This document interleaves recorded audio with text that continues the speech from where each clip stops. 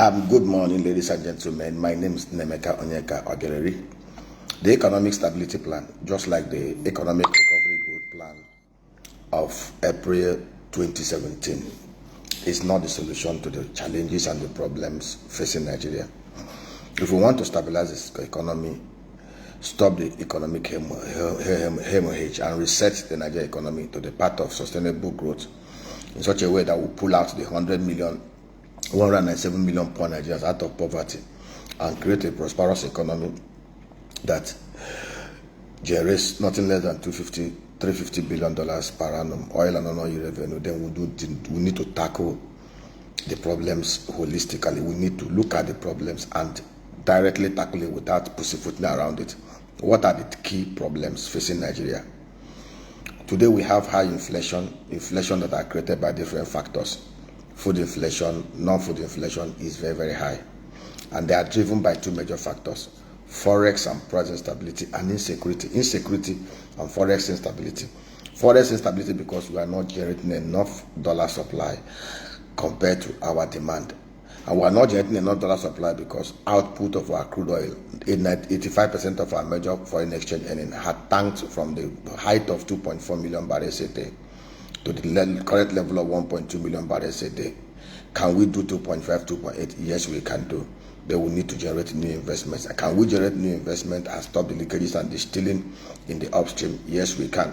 On the downstream sector, the refineries are not working because of the criminality, the inefficiencies in the operation and activities of those at the NNPC and petroleum ministry, and that is the truth. A refinery that was built, 3 refineries that were built in 13 years cannot take forever to fix. Even if we have started to build brand new refineries, we will have built it. So the relics and the remnants of the massive corruption era of 2015 to 2023 should have been done away with, and we should do it massively. For us to fix it, like I pointed out, we have to carry out massive clearance and reform in the oil and gas sector. You can't keep on repeating the same thing and expect a new change to happen. You can't keep on fielding the same team that have been in place over the last 5 years without winning anything, and you expect to get results. They are not going to learn anything. They've already been part of the destruction, and you need to clear them, clean up the system, and bring in new minds, fresh minds with integrity, with new ideas. Change regulation in the industry, and you will see it happen. Massive clearance at the NNDPRA, massive clearance at NNPC, massive clearance at the Petroleum Ministry, across the top level, board management, massive clearance. And then the regulatory space should be shrunk into one. Merge everything and appoint new board, new management of excellently minded, creative, business-focused, honest people of integrity to run that place. And you will see results.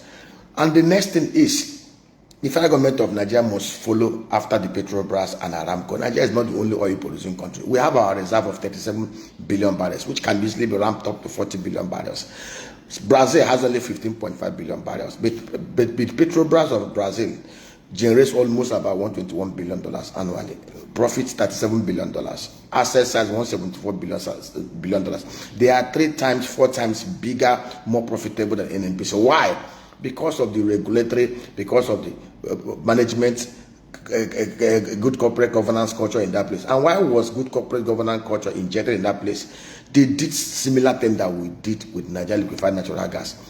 The NLNG is owned 51% by private sector investors and 49% by the federal government of Nigeria through the NNPC. You could see that is one corporation that is so profitable, so professionally run. We have to adopt what Petrobras did. The Brazilian government, Brazilians are not more honest than Nigerians, but they put in place institutional and operational valves to protect the oil and gas assets of the state. Federal government of Nigeria must toe the same line. They must divest. The Brazilian government divested their shares in Petrobras to only 28.5%. The federal government must quickly, NNPC is today valued at over $60 billion. You divest 60% shareholding in that place. Let there be appointed JP Morgan Chase, Goldman Sachs, Stanbic IBTC, the Chapel Hill, Denham. Let them be the book runners. Within 3-6 months, divest 60% of NNPC shareholding, federal government shareholding in NNPC, do IPO of $20 billion. We'll have $58 billion inflow into the economy. And when you do this, the new private sector NNPC will be listed on the floor of Nigeria Stock Exchange. And the New York or London Stock Exchange. When you do this and shrink, make the regulatory space transparent, just like in Angola, just like in Brazil. When you do this, new investment of over $20 billion to $50 billion will flow into the oil and gas sector annually. Those refineries that have been a cesspool of corruption will start working. And I've advocated it clearly that under the new structure, the new investors will fix those refineries and collocate new refineries. Output will go up back to where it used to be, 2.5 million barrels a day. And when we do this and we have huge dollar inflow as we used to have under Jonathan, we'll be able to defend the naira. The foreign exchange rate will crash down to where it's supposed to be, at about 500 to 200 naira to $1 level. Because when there is excess supply of the dollar more than the demand, the local currency will firm up. On insecurity, which is the big elephant in the room, it's already proven that the current security architecture of Nigeria is not working, and that is the truth. And for us to make it work, we need to rejig it. We need to restructure and overhaul it. We need to take security back to the people. Lawful terror deters unlawful terror. Some of the miscreants disturbing us, from Boko Haram to ISWAP to unknown gunmen in the southeast to Omar, is because they have access to AK-47 and RPGs, and they are not even up to 10,000 of them.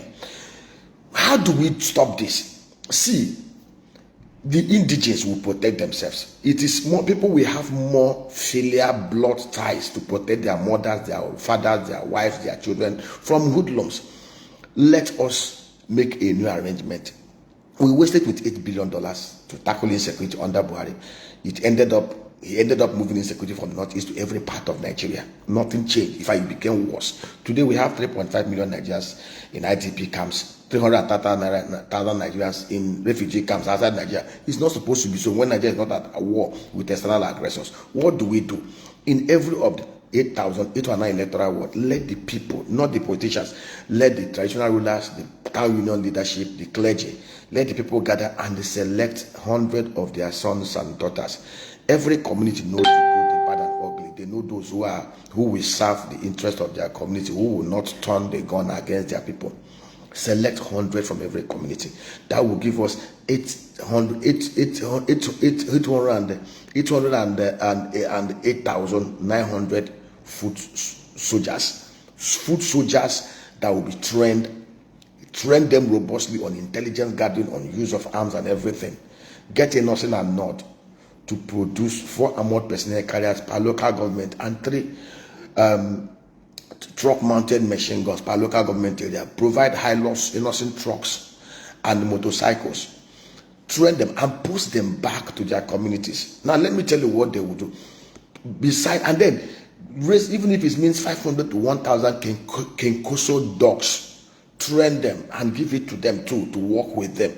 Now, in every electoral ward in Nigeria, create agro-industrial clusters of at least 1,000 hectares, where we will drive agro-revolution. Every community, every union, every local government area have agro products that are unique to them. This new security rangers will provide guard for this. And then, when you've done this, these guys will move into the bushes. They will clear the camps of the criminals who have used guns to terrorize their people under whatever guise and whatever pretense. In 6 months, we will clear out the whole space. When we have security, farmers will go back to work. People will now travel by road. And the cost of insecurity has become so huge in Nigeria. When we have tackled this insecurity, farmers can go back to farm. Nigerians will now engage in more robust 24/7 economy and will become more productive. Now, on the executive order, good. It should be limited to only agro imports. Opening up the space to import all manner of food junks into Nigeria will kill the local manufacturing industry. The only thing we should allow to come in under zero tariff are agri inputs like seedlings, like fertilizer, like agro equipment to support the farmers when we have fixed this security. When we've done this, things will happen. People will be more productive. The refineries will start working. Our crude oil output will go up. And at least we'll have, before even that, $58 to $60 billion that will flow in, that will enable us to protect the naira and stabilize the market. And when we have security, Foreign diaspora remittances and inflows will start coming in. Nigerians will start coming back in droves. All those centers like Owerri, tourism centers that have been destroyed by insecurity will pick up again. There is no skyrocket science about these things. So, packaging some glossy documents and you call it economic stabilization plan, just like Buhari did with Fashola in 2017 April. They said it's economic recovery and growth plan, 143-page document. Even Fashola told us how they were going to build 2 million housing units before 2020. 2020 came and passed. They didn't build nada, nothing. See, Proverbs 25 verse 5 says, remove the wicked from round about the king and he will rule righteously. Most of the people trying to deceive themselves, packaging your document, they know the problem. And we can easily tackle it. To set up this security architecture will take about $3.75 billion. To fund it annually, recurrent expenditure will take about $1.6 billion. Those people that will be recruited will be paid well, 150,000 naira every month, each of them.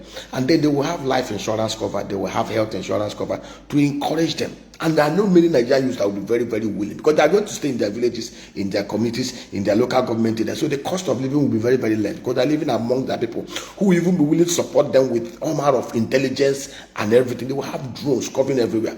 And that is the truth. Of course, with this thing, you ban open grazing everywhere. Nigeria becomes safe and productive.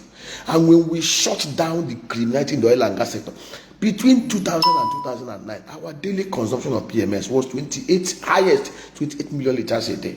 This madness started under design and continued under Mike and Tibaru and the rest of them. See, if we do this, we will attracting $22 billion more inflow from the crude oil sales, from the output that are being stolen and lost through inefficiency.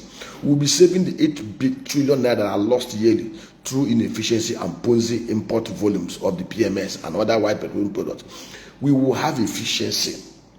See, we can even ramp up output to beyond even the 2.5 million barrels a day. So that even Dangote refinery can have crude oil rather than importing from the US. And we can take over the whole of the Southern African market. It's a 600 million man market. There is no big rocket science about this. So let us stop deceiving ourselves. Providing 1 trillion naira to manufacturers at 9% without fixing the critical infrastructure and doing this, it will not amount to anything.